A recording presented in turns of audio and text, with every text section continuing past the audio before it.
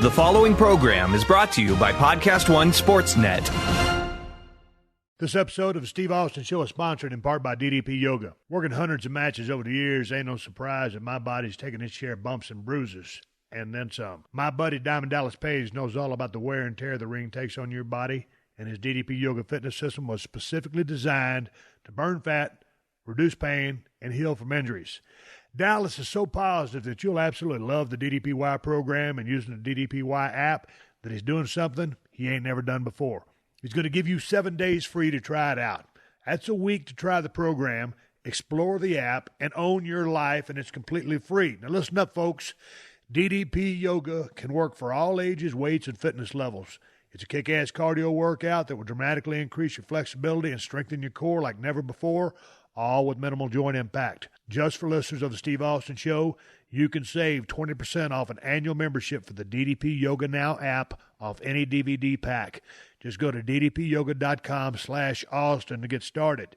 And hey, check this out. Dallas will be at the Motor City Comic-Con in Novi, Michigan, or Novi, Michigan, however you say it. He's going to be there. He'll be appearing all 3 days, Friday through Sunday, May 18th, 19th, and 20th. Come down, get an autograph, take a picture, meet and interact with Dallas at the Motor City Comic-Con, and you can get details and ticket info at MotorCityComicCon.com. The following program is a PodcastOne.com production. From Hollywood, California, by way of the Broken Skull Ranch, this is the Steve Austin Show. Give me a hell yeah. Hell yeah. Now, here's Steve Austin. All right, everybody, welcome to the Steve Austin Show. I'm coming to you from the Broken Skull Ranch 2.0 in Nevada, where it's another beautiful sunshiny day. And I've got a conference call here in about 30 minutes. And once I get done with that conference call, I'm going to scoop up my illustrious wife, Kristen, jump in my pickup truck, and go down to the golf course, hit the driving range, and knock the living crap out of a bunch of golf balls. After I get through smashing a few golf balls in orbit, I'm going to come back, get my motorcycle, go over to the motocross track right across the area that I live at, and unleash my Kawasaki KLX 450 with my new suspension package and try that damn thing out. I'll be damned. Anyway, that's enough about what I'm going to do here in the near future. Let me tell you who I got on the podcast today. Today I'm talking to Brian Pillman Jr., obviously the son of my former tag team partner, one of the coolest guys I knew in my time in the business, Flying Brian Pillman. A guy that was just a hell of a damn worker. Man, he went through some bad times, came up with the loose cannon gimmick, cut some of the damnedest promos that were ever cut, turned into one of the most creative, outrageous, successful, must-watch characters in the history of the business, in my opinion. That stuff he was doing down in ECW, and then when he came up to WWF back in the day, we did that angle where I broke into their house, and he was healing up from that ankle injury. God dang, what a cool guy. What a guy that I really miss to this very day. So I'm talking to Brian Pillman Jr., man. We're talking about growing up, life without a dad, getting in the business of pro wrestling, him graduating college, finding his way after getting lost a little bit, in his younger days.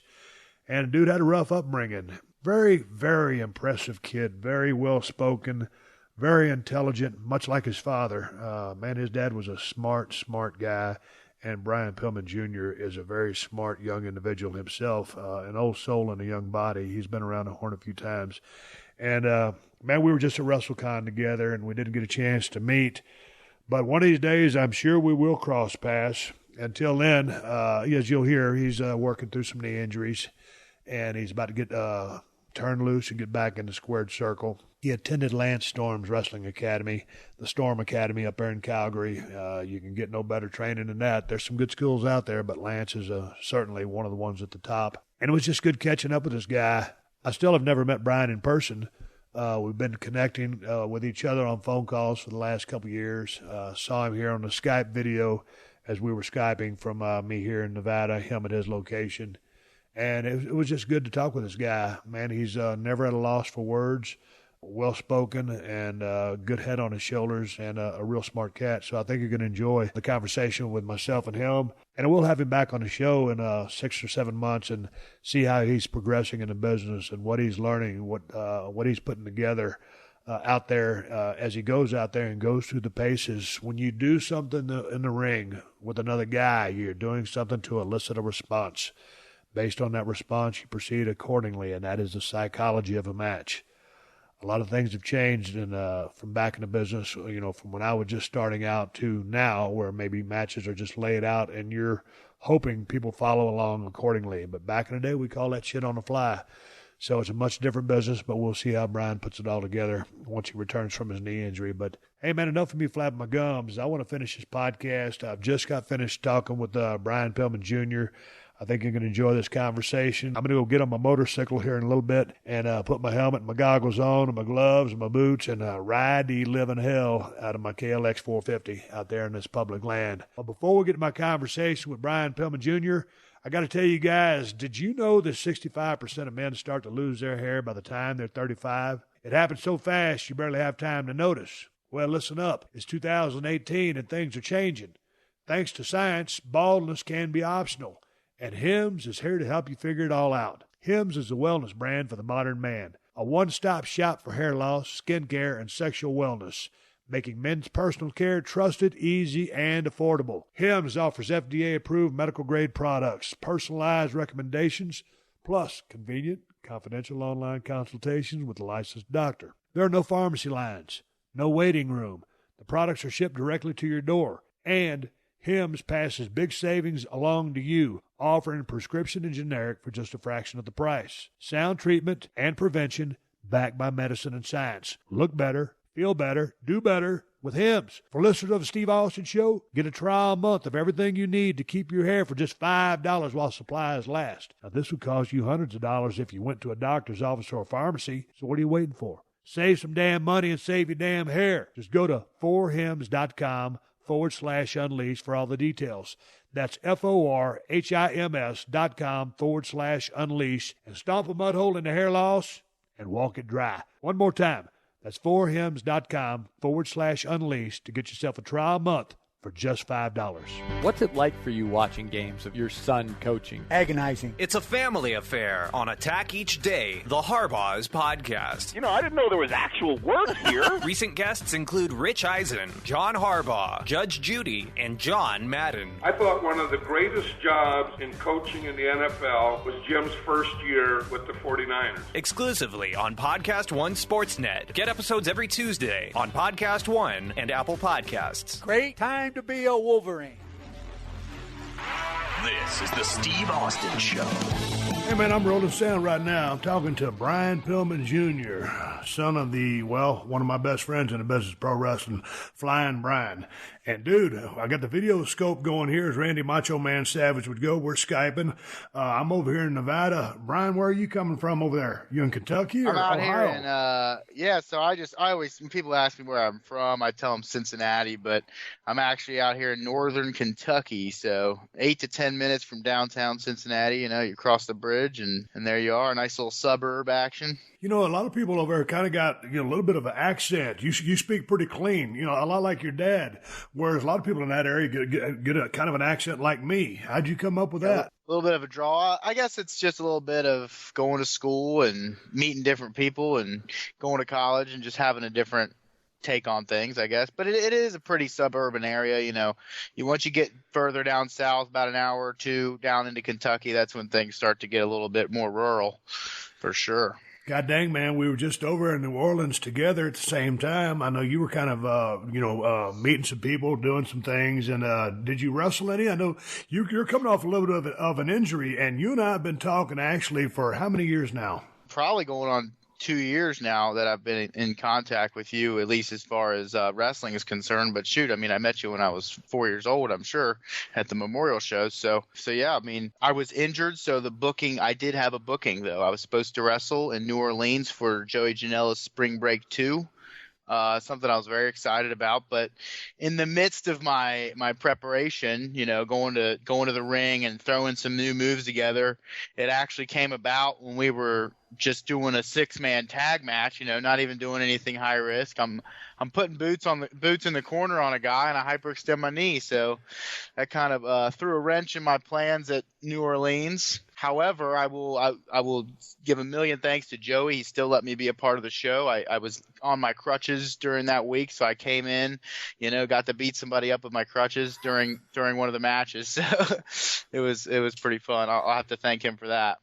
Hey, how long were you down there in New Orleans? I rarely do appearances, but I did 2 down there. And one of the big reasons I did was because I just love the city of New Orleans and the state of Louisiana in general. And it was fun to meet all the people I met down there. There was a ton of energy from WrestleMania 34.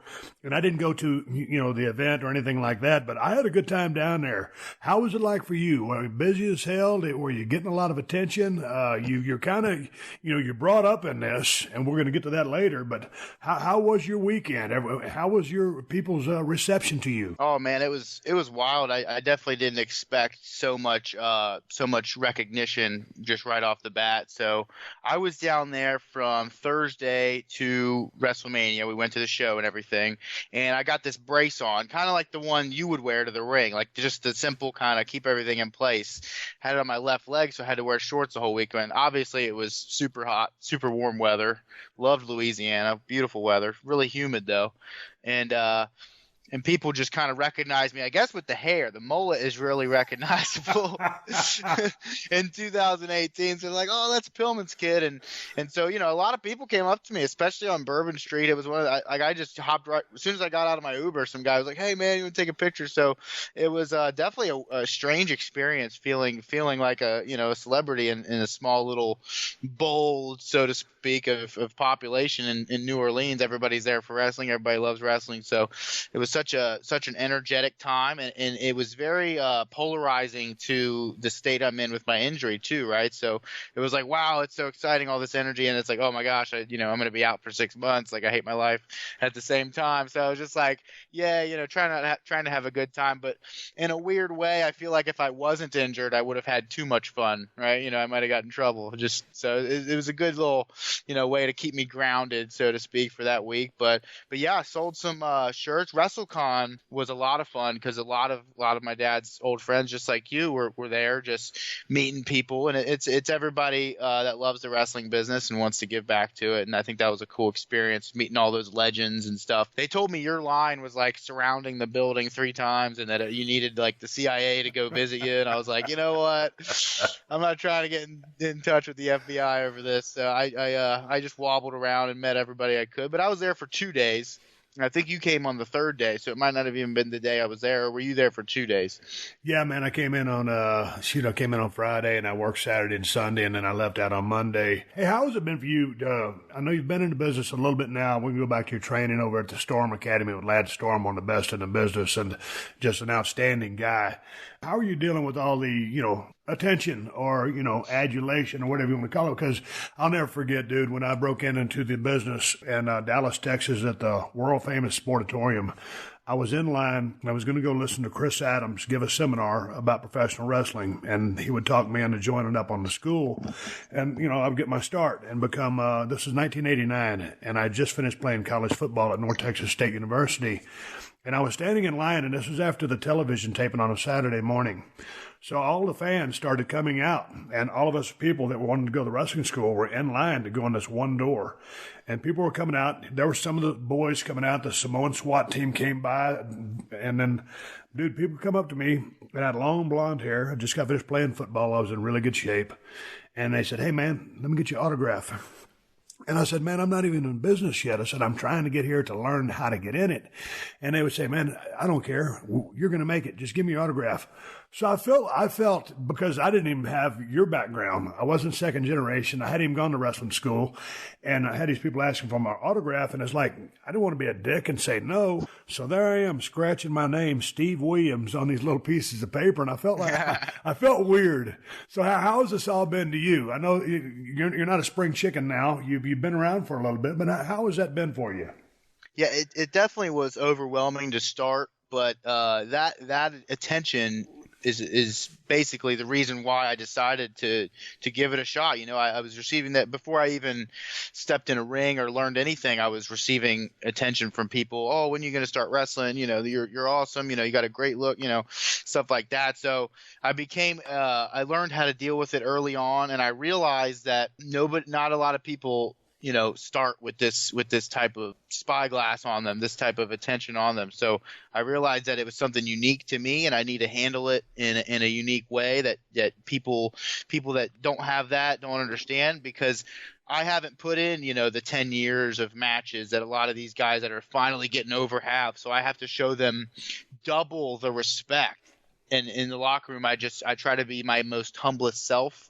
I try to be helpful. I try to clean up. I try to do everything I can, because I realize that wrestling owes me nothing at all. It doesn't owe me anything. My father, he did everything he did for it. He died for this sport. He died for wrestling. He gave his life for it. But it owes me nothing. So I need to just be extra careful and just be very extra respectful to my veterans and everybody in the whole business, whether it's, the security guys, the camera guys. It's like I need to learn, all the different aspects the same way these guys had to learn. And, I need to learn how to set up the ring. They had to learn how to set up the ring. So a lot of times people are trying to give me shortcuts, and bookers are trying to book me in positions that I don't deserve yet. And there's been many times where I've had to say no. I've had to be like, you know what? I'm not ready for that promotion. I'm not ready for that level, like the independent, you got your tier list of independence scene. I'm not ready to be booked on the same shows as these certain guys. So I'd have to, hey, give me some time to be a better worker, get my work rate up, because I'm not trying to get heat with anybody for trying to prance in on any promotions and say, oh, book me for this.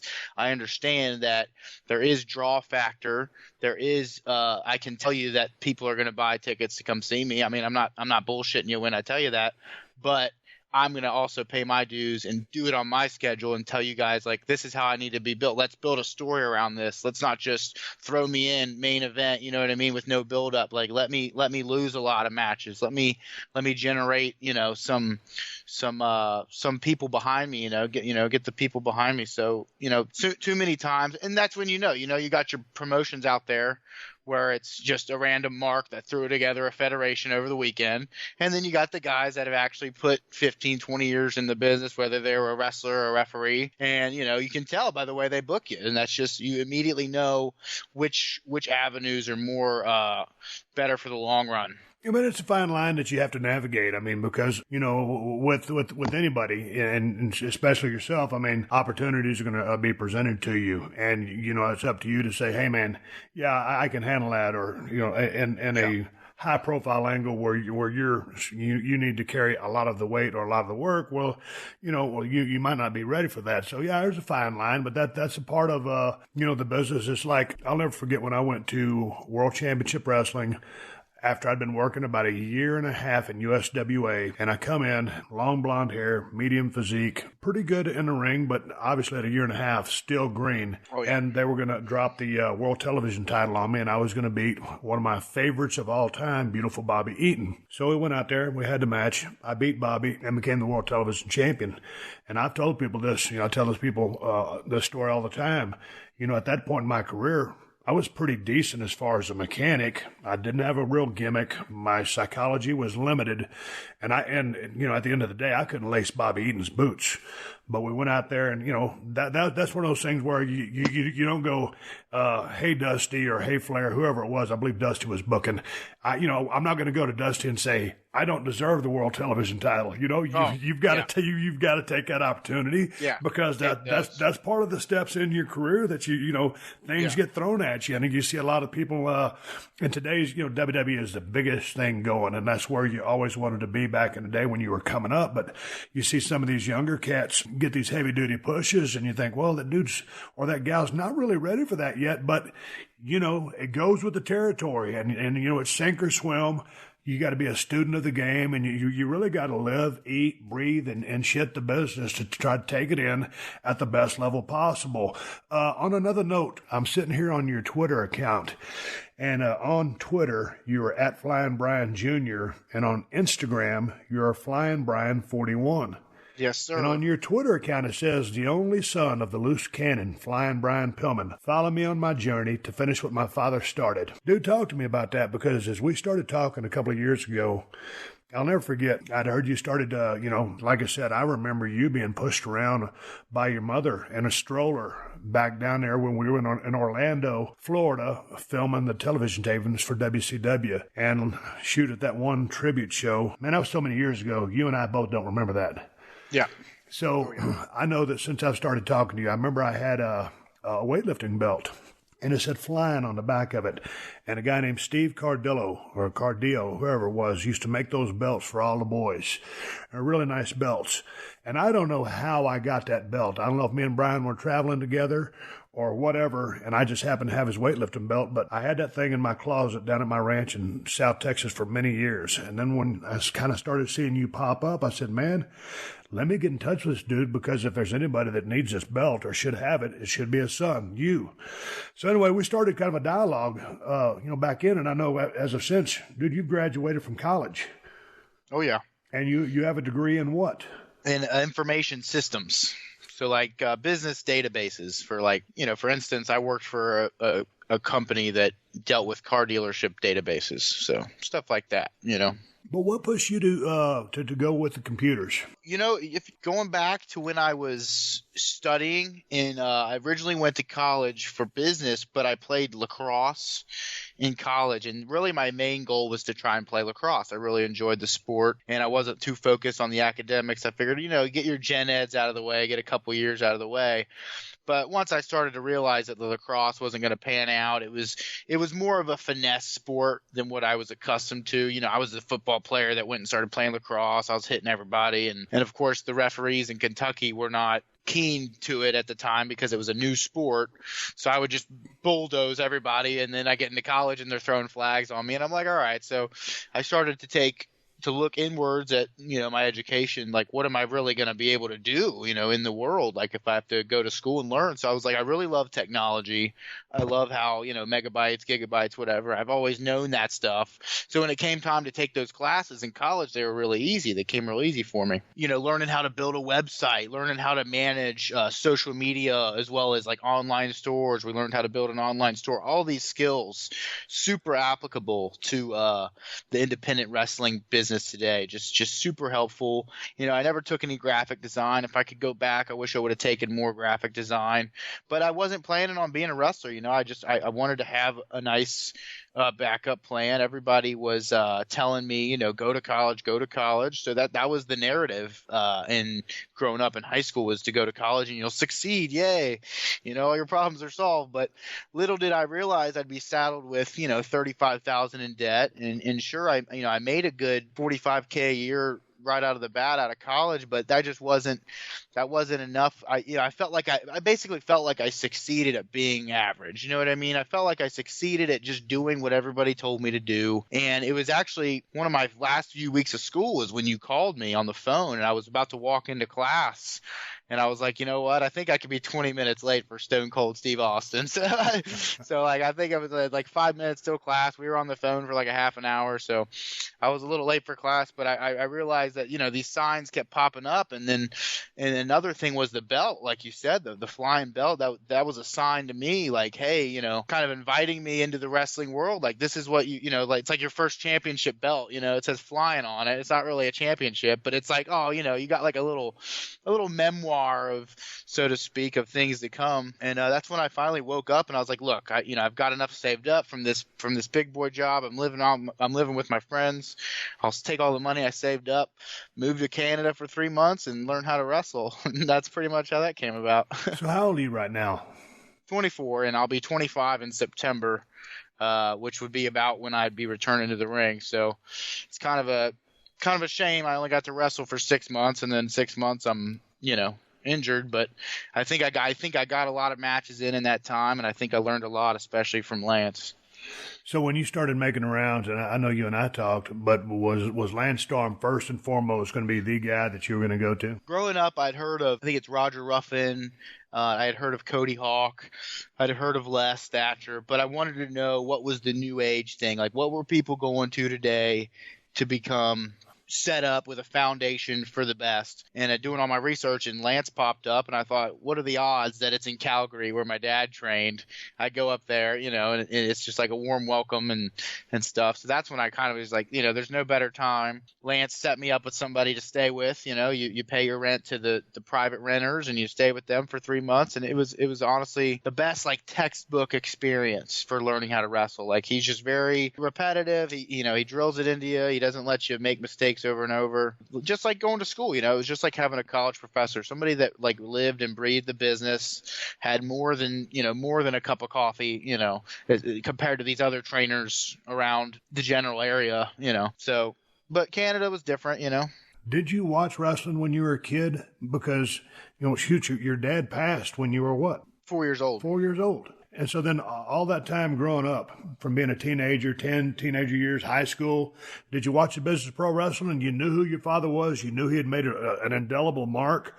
Were you a fan of the business? Because, this decision to get into the business, all these things like the flying belt and, people telling you, hey, go do this, get your college degree, just get your regular job. And was it calling to you? Were you a fan? What was it? It was always in the back of my mind. I knew that I didn't realize until I got in the business how big of an impact he made. Let's put it that way. Like, growing up, I underestimated it. I thought they would have forgot about him. I thought, oh, they forgot about him. It's been 20 years, but no, it wasn't until I broke in that I realized the massive impact, the massive influence he's had on thousands of content creators, wrestlers, musicians, just a total icon, kind of a cult following of a man. And it was probably when I was about 11 or 12 is when because I watched it as a kid up until then. And then just when the ideas were starting to spurt into my head, and my mother just, I guess because she was so bitter, she would say, oh, you don't need to get into that business. It killed your father. All these deterrent ideas, these destructive thoughts, like, oh, you're just going to die like him if you get into the wrestling business.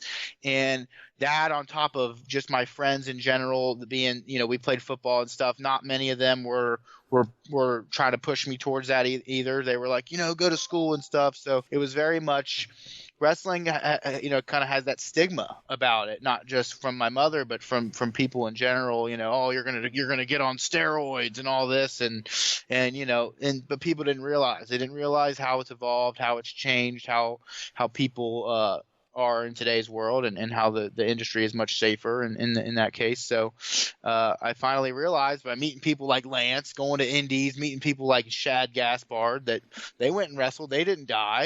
You're still here. So Chris Jericho's still doing his podcast. So you realize that a lot of smart people are in wrestling, a lot of very successful people in this business. And I think my dad was one of them. I just think his demons might have caught up with him. And part of that's because he got injured and stuff too. So some things we can't control, but we can't fret and we can't stress out about the things we can control. So what I can control is what I put into my body and how I train and my habits and stuff. But if something terrible were to happen where I got in a wreck and couldn't work or something, that's not something I'm going to plan for. But if that happens, just like this injury here, it happened. Can't do anything about it now, but heal and rehab and get back into it. But I just loved just the storytelling in wrestling. And I think that I have a story that I can share and how I kind of was, I was born in this family of wrestling, and then I more or less was torn away from it by the death of my father, and more than anything, more than succeeding and making a bunch of money and more than traveling is really just honoring my dad and just learning about him. Because when I travel and meet new workers, like I did the podcast yesterday with Ricky Morton, and he's got loads of stories. I'm sure you've already told me loads of stories about my dad. And that's really the journey there, is just experiencing. Because if I can find out who he was as a person, I can find out a lot about who I am as a person.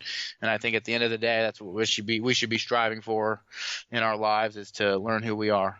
Hey man, you were talking about, some of your father's demons. At 24 years of age, you had your share of demons at a very young age. With alcohol and a few other things. What got you into that place and what got you out of it? I will say what got me into that place was definitely the freedom of not having any discipline or any rules growing up. I was more or less allowed. I could leave the house at 3 a.m. I could come home in 10 days, 5 days. You know what I mean? So I think when you're young, you test those freedoms, you test those limits. And, when I was in high school, I was known as the kid who threw all the parties. The girls came over. We got drunk. I would get, belligerent drunk. And at 14, 15, you don't need to be doing that. Like, that's not a good upbringing, so to speak. But I think in a way it worked out because I got a lot of that out of my system. I did a lot of things I shouldn't have done as a young kid, but you learn everything you learn from, whether it's one night or a month of addiction. You learn from everything. I went days where I had to drink alcohol because that was just what I was accustomed to. You know what I mean? I was addicted to drinking, so I would drink all the time. But come 21, when I'm legally allowed to drink, I'm more mature. Don't worry about it. But yeah, like, it's just one of those things. You're in an environment. You are a product of your environment. So I'd say that the real kicker was when I was 15 and I moved out of my mother's house. That's when I started to realize and say, okay, I'm going to focus more on sports. I'm going to focus on football. I'm going to be the best lacrosse player that Northern Kentucky's ever seen. And so that's when I just had to get out of that environment. I had to remove myself from people that were doing drugs and just the neighborhood in general. I moved to a completely different neighborhood just to kind of remove everything. But it isn't easy. It isn't easy getting over that stuff. But since I've had many years and since I went to college and learned this is what civilized people do. This is how normal people live. Because I remember I used to think my friends were rich because they had dinners every night. I was like, wow, you guys are rich. I'd be like, woo, my friends are rich. And they're like, no, we're just normal. This is how things do. You don't have to, eat cereal every night of your life. But well, when did you get off the alcohol and go more towards the fitness stuff? Really, I would say in college I was less of a partier in college because, like I said, I had done it all in high school. There wasn't anything I hadn't seen in college that I hadn't already done. So I joined a frat. I joined a fraternity for 3 months, right? Just kind of get the hang of things. At a fraternity, you got your brothers and everything, and all they do is party. Yeah. And it was probably the second party I realized I was like, look, I am just too old for this. I'm a junior. It's a bunch of freshman college kids partying for their first time. I'm going to go and, focus more on my studies. And then eventually, after I graduated college, I learned about yoga. I learned about hot yoga through my friend Parker. So probably 2021 at this time. And I just fell in love with, I don't know why, but yoga, and I enjoyed it. I excelled at it. I had a lot of balance and stuff. And then that helped develop a very strong core. And I started seeing obliques and abs, and I'm like, what's going on? I'm not supposed to look like this. I'm just some, washed up kid that quit the frat because he didn't feel like drinking. You know what I mean? I was all partied out. And then that's when I realized I just have killer genes to work out with. So started hitting the gym. Took it super serious. People that see me and they're like, oh, you got a great look and all that, they don't realize how much work I put in. There's so many guys in the indies today that I'm just they look like, they can do 10,000 kicks and 10,000 moves, but they just look like they don't belong in the ring. And everybody's like, oh, you look great, it's because you're Pillman's son. And I'm like, well, I have good genes, but I also spent 6 months counting everything I ate. I had an app that counted every calorie, every grain of rice, and I always exceeded my caps, my macros, and I worked out every day, 6 days a week. I would not work out 1 day a week just to kind of recover. So 6 days a week I'd do CrossFit and I'd lift. So 2 workouts 6 days a week for 6 months and just got in really good shape. This is leading up to Lance's, because during this time I'm like, I'm working out, I'm getting huge, I better start wrestling. With your limited time in the business now, you're coming from a party scene. Sometimes the wrestling business can be a party scene 24/7. Oh. Now, you've been there, done that. So obviously that's not an influence on you whatsoever. You have no desire to do that, and you get your head on straight and everything's clear. Yeah, I will say that it is tempting to want to go out with the boys. I think Lance put it to me pretty good. He said, you don't want to disrespect the boys. You want to go out with the boys and have a good time. But he's like, at the same time, remember, it's work and you got to keep yourself coherent. Maybe I'll have 1 or 2 beers or something, but I'm not trying to get all messed up when I'm on the job, so to speak, because you are. Every weekend I clock in and I go to work, I get in my car, I drive to my shows. I'm more of the social guy, so I'd say I'm more apt to say, let's go to Wings and Rings or let's go to Hooters after the show. But yeah, it's tempting to go back to those demons, like you said, but at the same time, I think I've just matured. I've matured over it. I've really grown as a person, just maturity wise. So if it does get out of hand, I know how to kind of rein myself in, put the brakes on it. And I'll say, dude, from being in the business as long as I was in it and, living hard and going through everything that I went through and having a great time. But man, if going out and having a couple of beers, that's one thing. Yeah, but when you start spinning out of control or you think you need to do certain things to make friends, you're hanging out with the wrong people. And, those aren't the people that you want to be hanging around. And you got to be goal driven because this is a business that will eat you up and spit you out. And like you said, the business owes you nothing. So, you don't have to worry about peer pressure. You've been there, you did that. Dude, just keep your head on straight and be a student of the business. And Lance was one of those guys. Same thing with Triple H. Those are guys that did not party, but dude, they were always one of the boys because everybody respected them as a man because the fact that they didn't drink, that was their gimmick. That was their deal. That was who they were. So nothing but respect for them. And of course, when the bell rang, they took care of business and they were outstanding workers. So yeah, I wouldn't worry about the party scene because there's going to be plenty of times where that's going to present itself. But if you get spun up in that, like I said, at a young age, you've been there and did that. So you've got experience enough. You've got a good enough head on your shoulder to, dude, Heisman, Steph Farm, X-nay that. Oh, I was going to say, I think you'd agree with me in that today's scene is a lot less about that. Back then it was a lot more competitive with the partying and all that, where nowadays, you got a lot of, in these days, you got a lot of straight edge guys. You got a lot of guys that don't drink and stuff. Maybe a little bit difference in the times. I hope so. I mean, back in my days, and probably just reading the stories. It was. I'll tell everybody. It was like the Wild Wild West. It was a different day and age, and the guys are still going to go out and party. And I'm not going to tell anybody don't. But as I'm looking at you on this computer screen, and you're goal oriented, and you want to pick up where your father left off, you know which roads not to go down. Yeah.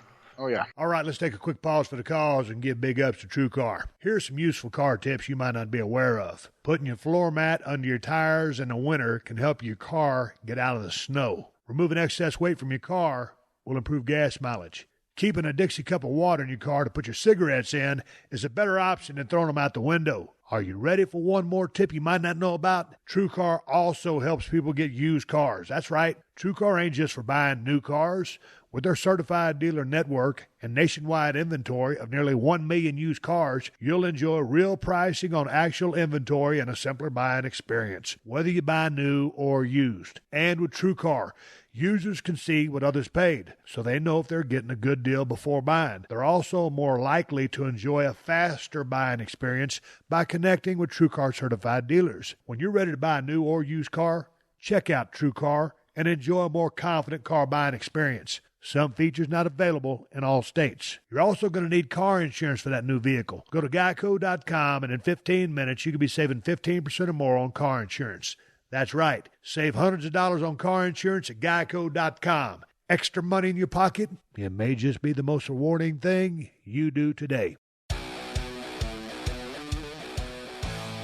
Well, it's time for the NFL Draft again. If you're looking for expert breakdown of each team's needs, top draft picks, and insider information, we have a show here at PodcastOne Sports with Ross Tucker called the Ross Tucker Football Podcast. Ross played in the NFL for 7 years and is currently a broadcaster and writer. It's a fantastic show. Ross has great insight and access, so download the Ross Tucker Football Podcast at PodcastOne and Apple Podcasts, and remember to rate and review. We always want to hear your feedback. This is the Steve Austin Show. I'm reading the book by Liam O'Rourke. Is that the guy that wrote Crazy Like a Fox? Yep. To make sure I get the name right. And, I started reading that book about halfway through where I came into the picture where Flying Brian and your father, Brian, and I joined up and became a tag team. And then we turned into the Hollywood Blondes. And so I've still yet to read the beginning of the book. And I know that your father overcame a lot of, health issues, with his throat and everything like that. And I'd always heard when I first came to Atlanta, I was at the Gold's Gym at the Atlanta airport, and that's where all the boys worked out. And I just came in from the USWA. And dude, I was making, $20, $30 a night. Then I went up to $100 a night guarantee, and then it was back down to $40, $50, $60 a night. Anyway, I rolled into the Gold's Gym, and there was your dad, Flying Brian. And man, he just had this aura about him, this charisma. You could just feel his presence in that gym, and he looked like $1,000,000. He was all tanned up. He's a good-looking guy. And there I was watching Brian work out in the gym. I was doing my thing. I didn't really even go bother him. Didn't even introduce myself to him yet because he was a big star. And, hell, I was just coming in from a new territory. They put us together. We became a tag team, and I got to know the guy. We started traveling together, myself, him, and Raven, Scott Levy. And we would always rent a van, and I would drive because I didn't like Raven's driving, and Brian drove like a maniac. And Raven rode shotgun. We called ourselves the comedy trio. We were always cracking on each other and making each other laugh, for the pressure, just being on the road. And your father would be in the back seat reading vocabulary books, always trying to, increase his vocabulary, work on his promos, use words that not everybody was using. And that was what he did. And that's a straight up shoot. Yeah, his promos, I imagine, go over the head of 90% of the fans because of the words. He really went, he really used those words that, like you said, were just, most of the fans wouldn't even understand what they were because he was trying to elevate himself, intelligence wise, Yeah, kind of like a Nick Bockwinkel, really, because I thought Nick Bockwinkel talked in kind of the same way. Well, a whole different promo style, but a highly intelligent in the way he presented himself. But my point is that the story I was going to get to was the way, years down the road after, we had our run, we split up, and then Brian has that wreck, and then I'm going to go to y'all's house. I'm going to break in with a baseball bat, and I beat the shit out of two guys in the backyard, and I broke your kiddie pool. Oh, rest in peace. I grabbed your red wagon, threw it at a guy, hit him in the head. Oh, the wagon, not the wagon. I broke out all the heavy artillery. But anyway. You were mad at me. You were mad at my dad. When I got there, I'd heard all these stories, hey, man, this Flying Brian was a real badass in football, blah, blah, blah. That's all I heard. But, I just knew the guy that I was hanging around with. And we didn't really, Brian didn't talk about himself. He didn't brag about himself. He was always in the now, just being Brian. And he didn't rest on what he had done or brag about it. And all of a sudden, I get down to y'all's basement where we did the angle. And holy shit, the whole basement was just all-American accolades, this, that, whatever, all framed up, nicely done. And I was like, holy shit, this dude really was that badass that everybody made him out to be. And he was also very intelligent. So talking about your football exploits, I know you like to play lacrosse, but he was just an absolute killer on the football field. Did you take after him? Did you enjoy football? Did you excel at it? Yeah, I love talking about football because that, in high school, that was the cool thing to do, to play football. So it kind of went hand in hand. People are like, oh, your dad was in the NFL. Not only that, but he played for the Bengals, which is like the local team, the Cincinnati Bengals. And he was, I believe, one of 6 local talents to actually make the team ever, in Bengals history at that time. So it was really cool to be, he's like the local hero and all that. But I kind of struggled with football at first because, like I said, I didn't have a masculine upbringing without a father, and my stepdad would just beat my ass and ground me all the time. He didn't really show me how to throw a football or throw a baseball and, run around and stuff. So I would kind of struggle with the skill positions. I didn't play running back or receiver. I played linebacker. It wasn't even until my senior year that I finally said, look, let me try nose guard. Let me try defensive line where I ain't got to worry about all the passes and all the bull crap and just be an animal. And I was just an absolute animal. I took to the position very well. I had already been experienced with 3 years of playing the JV linebacker and stuff. So I knew how to tackle. I had really good tackling, but it was just that tenacity that was basically inside of me from my father. He played nose guard too, and it's funny. I would wait till my senior year to actually give that position a shot. But it's funny. One of my games, I actually, with the linebacker in me, the training that I had before, I went into pass coverage as a defensive lineman and got an interception and everything. It was hilarious because I was like, oh, I'm a linebacker right now. But I think it was just, if you ask anybody I played football with, I was just very tenacious. I was very, very mean to the nose guards. I would yell things to distract them from their quarterback. Because a lot of these Kentucky football teams, they would call things like on the fly out there and just call different plays, and I would yell, and they'd call different numbers because they'd number who they're going to block. And Highlands, which was a very top tier state contending team, every year they would do that. They'd call these different numbers. So I, being smart, would just yell out different numbers to confuse them, and it totally threw their center off. And their center actually fumbled the ball a few times because he was so nervous about facing me because I was just a complete psycho. So their coach told me that, and then I made the all-star team and was the defensive MVP of the all-star game. So I ended up just having a breakout year after 3 years of kind of struggling, trying to find my place. And I try to relate that when people talk to me about wrestling. They're like, "Oh, you're gonna go to the WWE?" And I'm like, what do you mean? Like, that's like asking somebody, like a college football player, if he's just going to walk into the NFL. You know what I mean? Like, so many fans are like, "Oh, why don't you just tell them who you are and go in there?" I'm like, that's not how it works, dude. This is just like the NBA. This is just like the NFL. It's just like anything. If you want to be with the best, you got to be the best. And it might take me a few years to get that work rate to where I am, available to go and take a tryout. But I'm not going to go and try to walk on anybody's, feet and try to walk in there and say, "Oh, give me a tryout." I want to be ready. I want to be so confident that I believe I deserve to be in there, and that's when I'll take my tryout with them. Is when I feel that all-star feel that I felt when I was a defensive nose guard, and I knew that nobody else in the league could with me.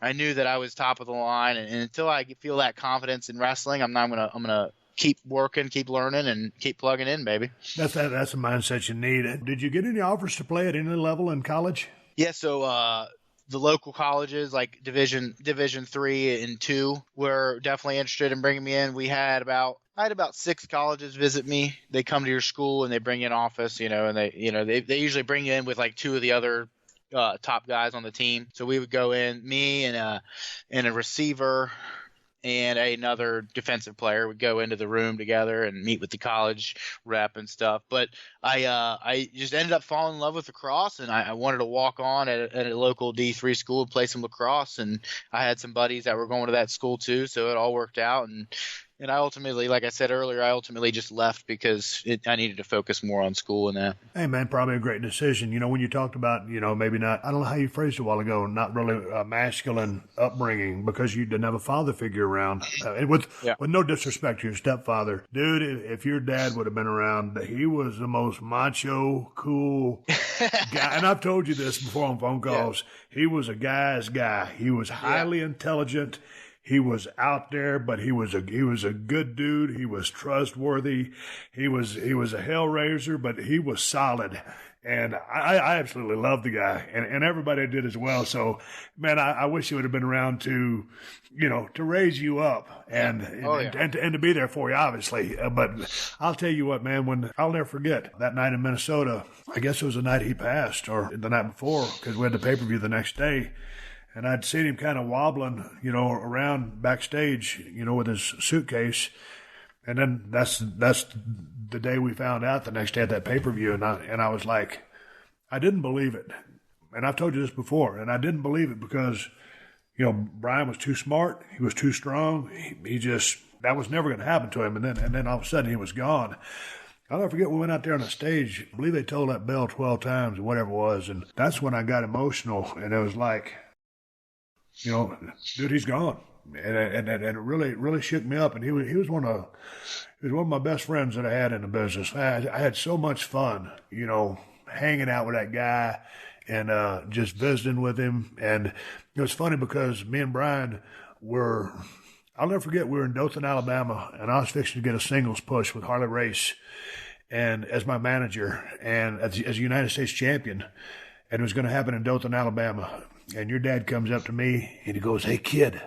And I call people kid all the time. I got that from your dad. Yeah. And he comes up to me and goes, "Hey, kid." And we barely knew each other. He goes, "Hey, kid, we need to come up with a finish. We're a tag team now." I said, "Dude," I said, "F you." I said, "I'm fixing to be a United States champion with Harley Race."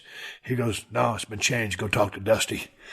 Sure enough. I go talk to Dusty. He goes, "Yeah, baby." He goes, we're going to put you and Flying Brian together. Y'all going to be a tag team. I said, "What about me and Harley?" He goes, "No, baby, we're going to do that some other time." And so all of a sudden, I go out there. I got these shitty blue and black trunks, and Brian's got those little Bengal trunks, and of course he looked like a Greek god, good-looking guy, and I kind of looked like a ragamuffin. My hair was in transition. I'm kind of getting these widow's peaks where I started to lose my hair, and we just stuck out like sore thumbs. I mean, we just. But we started clicking in the ring, and then we were driving down the road because now we were a tag team, and we were going to come up with a name, and we're going down the road. And he goes, "Kid, if we're going to be a good tag team, every good tag team has a name, so we got to have a name." He goes, "What about the Hollywood Blondes?" He goes, "It's been done twice before, but it hadn't been done in a long time." And he goes, "I think it's a good name." I said, "Yeah, that's cool." And then he said, "Every good tag team's got to have matching trunks." So he had the people make us matching trunks. And he goes, "We got to have some vests." So we had matching vests. And then he goes, "We got to have a gold chain." And I'm thinking, dude, I'm a cheapskate. I said, "Dude, I don't know anything about no gold chains." She goes, "I'll get it for you. Just pay me back." I said, "Okay."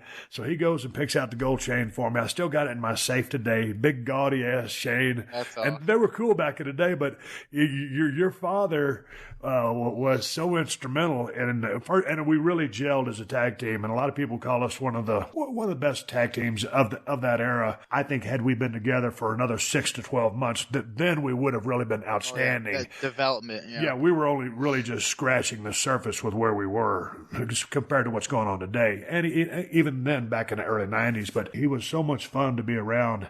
And I just had such a good time being with him. And I'll never forget the few times that we started getting some promo time there in WCW. I was never very good on the stick. Yeah. And, they'd always go to Brian first, and Brian would just start trashing or someone or just go into the vocabulary words. And I'm sitting there thinking, okay, dipshit, you got to follow this up. What are you going to say? So he was pressuring me to be a good promo back in the day. And so then, he was, your father was very instrumental in me turning into a good promo. And then, I just started watching, and, like I said, I read the book Crazy Like a Fox. I'm halfway through it. But I started watching back some of that ECW stuff. And like you said, you didn't realize he had made as big a mark as he had. And maybe I had forgotten too.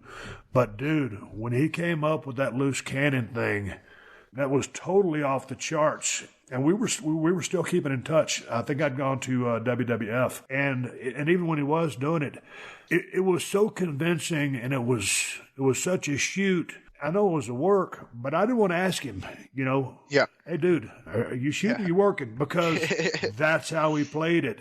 Yeah. When you look back at all the things that I'm talking about now, like, does that influence you at all as far as stylistically? I know you kind of want to blaze your own path, or, you use Brian Pillman Jr. as your work name, but has his work influenced you as far as your style? Because I haven't had a chance to see you work yet. Yeah, so I think definitely the biggest influence is in my father's career that's on me is the lesson it shows in, like, doing things absurd, being a controversial topic, being, whether it's I can't imagine what he would have done in today's world of social media and the different stunts he would pull.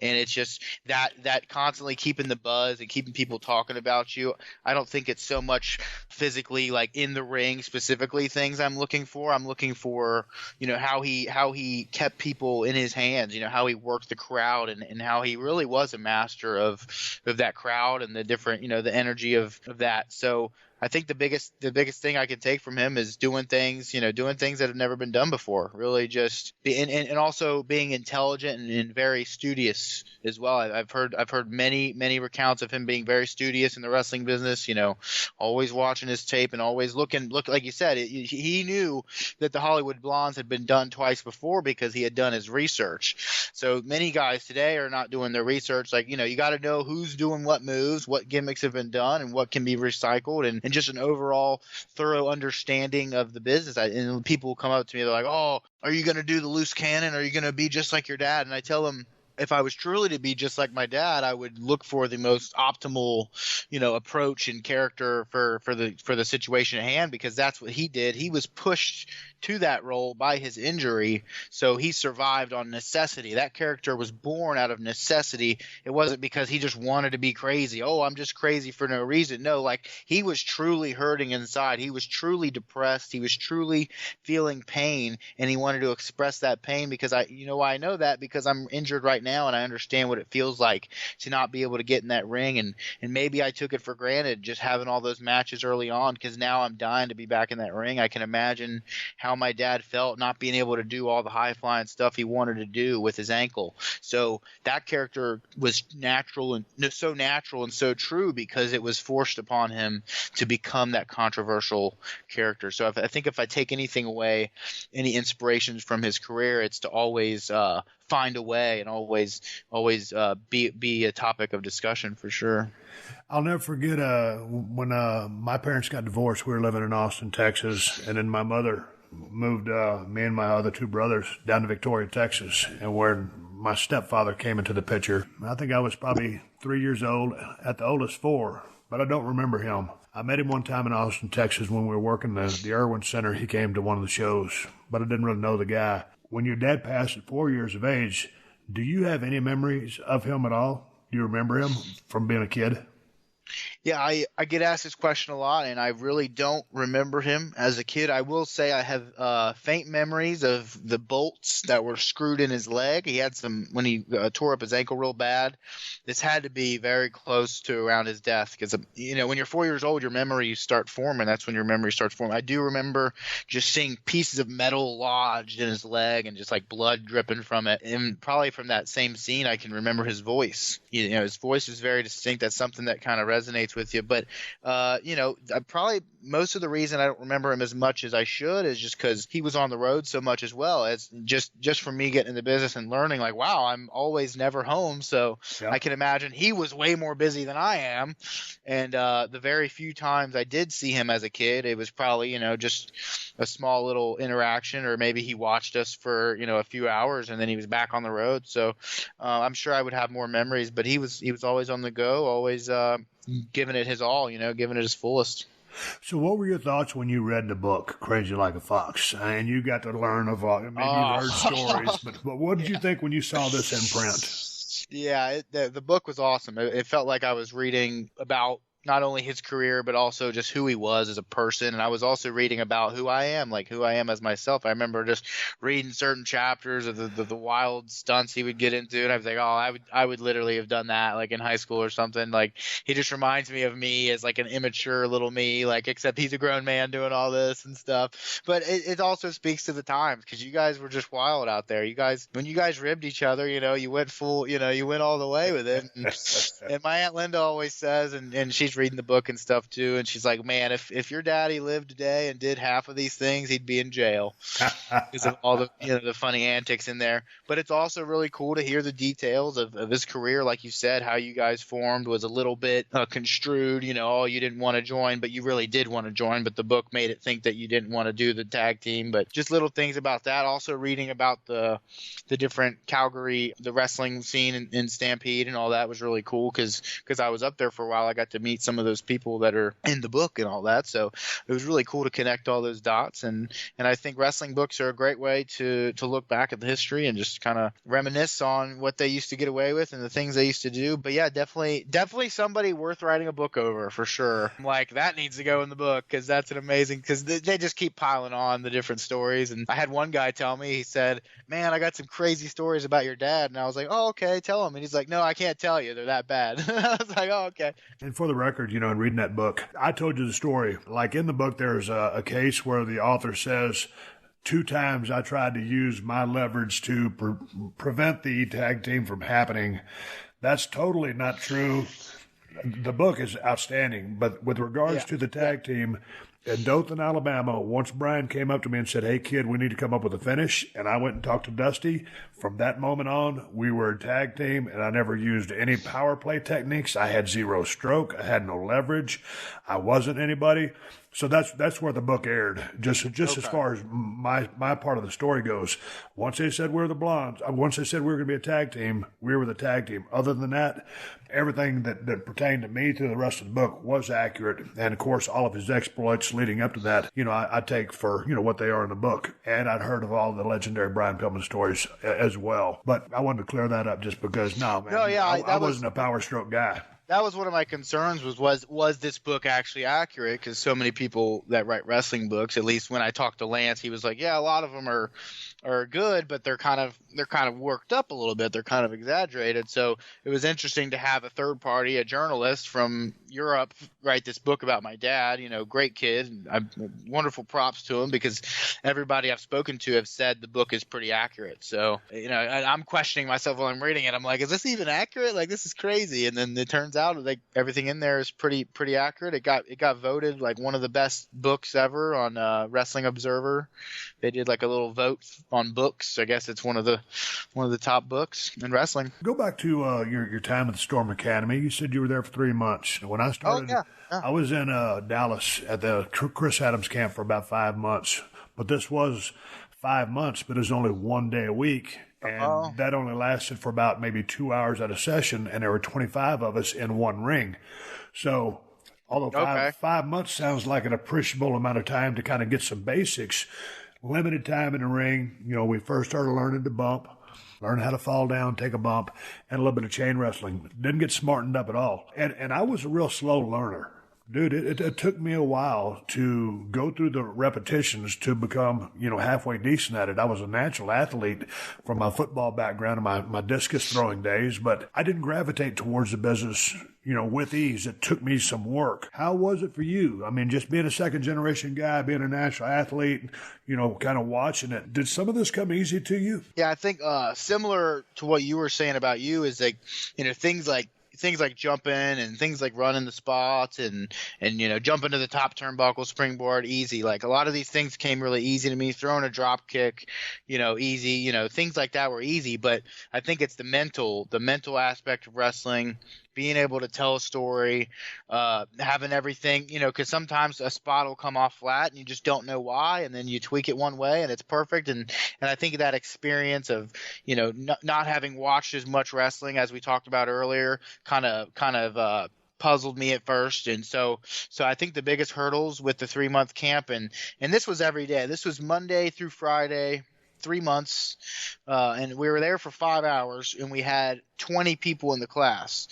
But as I've learned more is that even though a lot of it was lectures and kind of talking, like you said, you don't want to bump too much because you risk of getting hurt and all that. But I think that was where it came to. It was finally the test of, can you put a match together that makes sense? You can do all these moves perfectly fine. You're athletic, you're in good shape. So I'm still learning, obviously, every single day and just trying to put it all together. But the camp was more or less less rigorous than I thought and had hoped. I thought that they would be more of a physical challenge as far as conditioning, ring conditioning, and because you think you're there for 5 hours and you're there 5 days a week, you're going to have to be in really good shape to kind of keep up with things. But it wasn't as rigorous as I thought, and I would have hoped for more matches and in-ring stuff. But I'm sure you hoped for more matches and in-ring stuff when you were breaking in too. So it just goes to show that this business, you can't do too much on your practice days because you could get hurt, and how much good are you doing when you really have to learn with the crowd, right? So Lance Storm would preach that to us every day, like you need to be in front of a crowd, you need to be working shows because you need to see how these people react, you need to see how they react to your body language, you need to see how they react to whatever move it is you're trying to get over. Can you get away with doing simple stuff, or do you have to do 10,000 flips and moves and stuff? And he's like, you're never going to know till you get out there. He's like, that's why I'm lecturing you guys. That's why I'm teaching you guys. And man, it killed me to be sitting in that ring and not wrestling for the amount of time that he would go on these lectures and these talks, and I'd be shaking. I'd be like, God, I just want to get in there. But now that I'm like wrestling and I see, okay, that's why he said those things. That's why it was more or less rigorous on the body and more focused on the mental, because it's all mental. I didn't realize how much of an equation it was in the head, as opposed to, okay, the moves are the moves and the wrestling's the wrestling. It's really putting together a story and capturing those emotions that makes it pro wrestling. And I can imagine, Lance has put together a protocol over there that is, I think he's one of the best. And sometimes, like when you hear all the stuff, the lectures, whether it's psychology, whether it's traveling, just everything, you've just got to have those talks, and you can only do so much stuff in ring. And I used to hear all the stories about the guys that have to do 500 Hindu squats and 500 push-ups and all this stuff, all that. Yeah, he could have done that to you, but what good would it have done? Yeah. You're there for 5 days a week. You've already made the commitment. He ain't trying to run you off. Everybody's smart to the business. This isn't the old days where they're trying to weed you out because they don't want to smarten your ass up. You signed on, and he's going to give you a quality education. And from a guy that's been around as long as Lance has, knows, pretty much what limitations are as far as how much your body can take. And so also, with respect to me, sometimes doing the things inside the ring, if you're trying to cover too much territory too fast, it's like information overload. It's like, man, what the F did we just do? Yeah. But when you sit down and talk about it, I think there's a fine balance there. But yeah, to your point, I think Lance has been doing this so long. He knows the grind.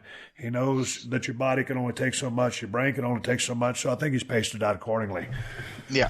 So with that being said, dude, you're stomping a guy in a corner. You hyperextend your knee, and you and I were having a conversation on the phone about this a while back, and I told you, I said, you're not going to believe this. It's always the easiest, dumbest things you're going to do, and you might end up tweaking something and getting injured, and that's what happened to you. So you did some damage to your MCL?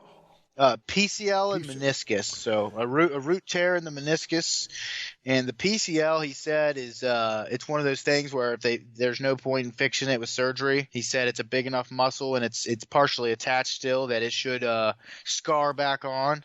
It's roughly 1.5 times the size of your ACL, so it's bigger. It's got more blood flow. It can heal itself. But he was worried about the meniscus. The root tear in the meniscus. He said it's like if you got a glass, like a mason jar with the O-ring on it. He's like, if you took an X-Acto knife and just cut that O-ring and screwed the lid on, the rubber would, disperse and fall off. He said that's how your meniscus is. It can fall off if you don't, take care of it. So he drilled a hole in and pulled it down, tightened it down, and that's why I'm recovering a little bit longer than just. I would have only been out for 3 months if I didn't get the surgery. But he was like, you don't want a total knee replacement by the time you're 40, especially given what I'm doing in the ring and the physical demands of the sport today and stuff. So. Yeah, and to your point, I mean, you can get away without a PCL. I had an ACL, PCL put in my left knee a few years ago, and that's why I had those braces. Both ligaments were completely gone. My PCL in my right knee is still gone. I'll never replace it because everything else is intact and high integrity, and I'm not squatting heavy anymore, so I don't really need it. But man, injury's going to happen. You're not going to feel like a $1,000,000 whenever you get done with your career in 10, 15 years. Yeah. Have you set goals for yourself? Where do you want to be in 10 years? Let's say, I basically I want to block things off as in 4-year blocks. There you go. So that's kind of how my goals are. High school 4 years, college is 4 years. I think if you give your best at something for 4 years, that's a good gauge of when you're proficient. You're finally maybe not super great, but you're totally proficient at it. So I really want to see where I'm at in 4 years. I've got a lot of bookings on just indies all over, random indies. Maybe I'll upgrade the tier at which I'm like ready to go to. Maybe in a year I'll be ready to go to Wrestle Circus and AAW and the higher end indies. But right now, just kind of work where I'm at. My most important goal is rehabbing this knee and getting this knee healthy, because going from someone who's never had injuries ever never had any tweaks or anything. I could beat the crap out of my body and throw myself around the ring and never feel a thing. It's definitely a huge shock to my repertoire of moves, to my system, to my whole psychology of how I'm going to have a match. You know what I mean? So it's like I'm going to have to mix things up. I'm going to have to work around it. But like we talked about earlier with my father's injury, sometimes when we're forced to do other things, we discover what we're good at, or we discover a way to survive in this business. So my biggest goal is definitely getting healed up. In a year or so, I'm going to start stepping up my bookings and where I'm going, maybe step up my price a little bit if things are going well. Because I think the best indicator for me is, are the fans happy, and does the promotion want me to come back? You know what I mean? If I go there and shit the bed and they're like, hey, man, maybe not for a while, we might not want to use you for a while, then that's when I'm going to be like, okay, I need to change some stuff. But so far, everywhere I've been, they've said, look, we want you back. When's your next available date? You know, like, when is your next date? The people loved you. So to me, that's good and reinforcing, but I've got to be real with myself. I've got to talk to the boys and say, you know, what do you think here? You know, how could I have improved and stuff, and just be honest with myself and just be honest with where I'm at. But right now, my rule is, you know, 4 years. Maybe in 4 years, look for a tryout of some sort, and then if they say no, you know, you're not ready, give it another couple years, and just play on the demand that I have. I've got some demand right now, especially when I return. I'm going to try and hype that up, and I think if I just stay busy, reevaluate myself each year, I think I'll be able to bridge some gaps and move my way on up. Touch on a couple of things you just said. You know, like you said, your father was dealt a set of cards, and he had to change, you know, a lot of things up, and that helped him. Same thing with myself. When I got dropped on my head, I was more of a scientific wrestler. I had to turn into a brawler. That ended up working to be very conducive to the Stone Cold character. Yep. So the work style fit the gimmick. So, you know, that was one of the things that I had to do to change my work style after I got injured. And another thing, just as far as asking guys about information or opinions, one thing I found out, you know, all of a sudden I became Stone Cold Steve Austin. And, you know, I might have a question, and I would ask somebody. I was starting to get really, really hot. And I would start asking people, hey, man, what do you think about this? And it's like, hey, are they qualified to know? What do you think about this? You know, like, here I am, and I'm not putting myself on a pedestal, but I was at a pretty high level. I'm asking someone who hasn't been there before. So when you're asking for advice, you can always learn something from absolutely anybody. And you can absolutely learn something from every time you go out to the ring. But when you're asking for advice, you know, make sure the advice that you're asking is from a person that's qualified to answer that and give you an answer that, you know, everything's going to go inside one ear and out the other. What you keep, what they tell you, you know, that you retain or applies to you, then keep. But you got to ask the right people, because you don't want to ask just anybody. It'd be like me. I wouldn't want to go ask the dude patching up the road, you know, how to do a brain surgery.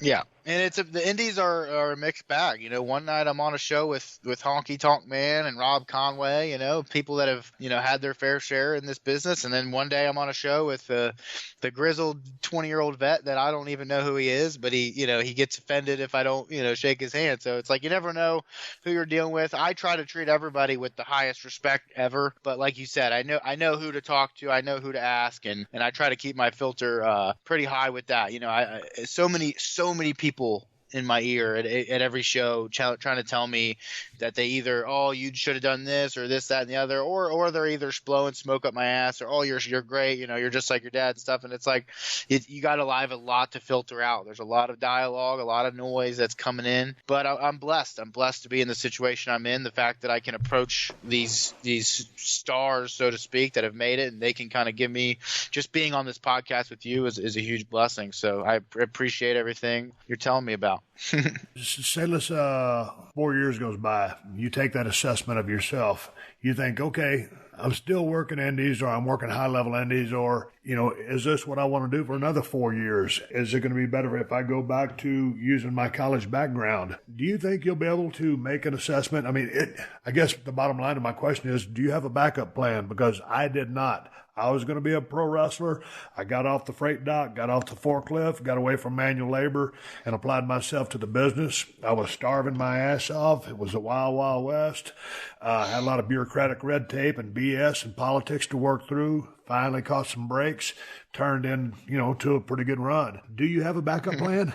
Yeah, so it's funny. I talked about this with Christian when I met him at Creative Pro in Long Island. And he said that I didn't want to have a backup plan because I didn't want to be tempted, to give up. So he was like, it's either this or I'm dead, So in a way, you kind of put all your eggs in that basket.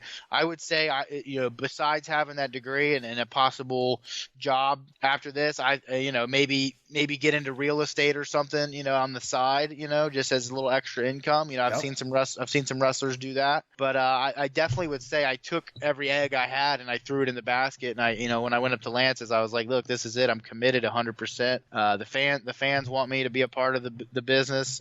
I look back at those old pictures of you guys all huddled around at the memorial shows, all these different wrestlers that today I'm getting to meet, and sometimes I'm even on shows with them, and I'm just like, wow, this is unreal that I was a part of this kingdom, and now I'm returning to it, and I definitely don't want to leave anytime soon. I think I'm treated very well in this community, whether it's the internet community or the old time, some shows you go to, it's kind of like old school, and some you go to, it's like indie, it's like new school, and everybody kind of takes care of me. And I just love being in a business where I can excel without worrying about, there's going to be people, though. There's going to be people that try to bring me down and come from underneath and pull me down, the crabs in the bucket, so to speak. But I think I'm in a good place. I think the wrestling has been where I've been longing to be my whole life. I've gone my whole life without a father, and it finally feels like I'm getting to meet him all over again and rediscover what he did for a living and everything. So it's really, really fun. Hey, man, it was great visiting with you. Why don't we catch back up in a couple of months down the road when you get back in the ring and get more online and get some more direction, some more chops, some more reps, and some more matches on your belt. Let's talk again. Of course. I'm so looking forward to it. Hey, man, before we sign off, I talked about your Twitter and your Instagram in the beginning of the show, but one more time, drop any of your social media information or any impending bookings you have coming up, with respect to your knee injury. Yeah, so luckily I still have some bookings coming up. This Sunday, actually, April 29th, you can catch me at Welterweight Wrestling in Cleveland, Ohio at Turner's Hall, and I will be doing a more or less a promotional part of the show. I'm not going to be able to clear to be in the ring, but we're going to be doing a ceremony of sorts for the cruiserweights, and it's a cruiserweight tournament that I was originally booked for, but I'm blessed to have some opportunities still now that I'm injured. And if you want to follow me and stay up to date with my appearances and just my Twitter banter and my Instagram photos, it's Flying Brian 41 on Instagram and Flying Brian Jr. on Twitter. Just keep it real simple for you guys. And Brian, before we sign off, I want to apologize for that kiddie pool one more time. I humbly accept your apology, Steve. And it's funny because I bet that I was just so rife about that as a kid. I was probably so upset. And it's funny, a lot of things, when you grow up in that environment of show business, you tend to think that most things that happen are, a part of the show, and then you don't realize, oh, okay, this one's for real. But yeah, I'll take your apology. Maybe send me a 6-pack of that beer that you own. You got it. 6-pack on the way. Yeah. You got my address. Brian Pillman Jr., awesome talking to you. Best of luck and everything with your wrestling endeavors and life in general. And let's catch you up in a couple of months. You bet. Hello, guys. It's MMA fighter Chael Sonnen. Check out my podcast, You're Welcome, with Chael Sonnen every Wednesday and Friday right here at PodcastOne. We cover the latest in mixed martial arts and everything else going on in the world of sport. Listen free to You're Welcome with Chael Sonnen, exclusively available on Apple Podcasts, at PodcastOne.com, and on the Podcast One app. If you love the show, share it with a friend, and leave us a rating and review. All right, everybody, give me the go-home cue so I'm going to wrap up this podcast and ride off into sunset. Before I do that, I want to thank Brian Pillman Jr. for being on the podcast today. I've been in touch with him for the last few years, and, man, I think highly of this young man. He's got a good head on his shoulders, real smart guy. He's an old soul and a young body.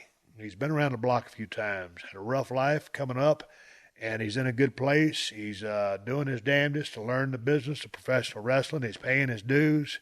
Went to the Lance Storm Academy, which is probably one of the best places that you can be trained to be a professional wrestler. So I know Lance has got him on the right track and instilled a lot of knowledge and basics in him, and we'll see how everything goes from here for Brian Pillman Jr. As we always say in the business, you kind of go through a school, you learn the basics, but Every time you step in that ring, it's on-the-job training, and that's when you're really learning to put all the pieces together that you learned in wrestling school. I wish Brian Pillman Jr. the best luck in the business of pro wrestling. We'll catch up with him in a couple of months. Hey, man, ProWrestlingTees.com/Steve Austin has all my Broken Skull Ranch shirts, and we're fixing to come out with some Nevada editions very soon. Best damn IPA on the planet is Broken Skull IPA from El Segundo Brewing Company. And you can get Broken Skull IPA at Whole Foods and Total Wines if you live in Cali.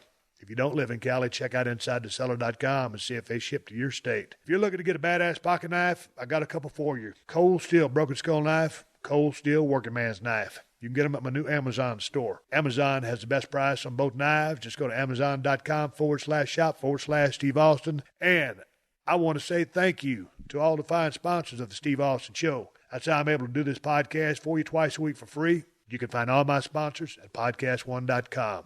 Just click on the Killer Deals button at the top of the page, and then click on the Steve Austin Show banner, and that's how you do it. Folks, until next time, my name is Steve Austin, and I will catch your ass down the road. This has been a Podcast One production. Download new episodes of The Steve Austin Show every Tuesday at PodcastOne.com. That's PodcastOne.com.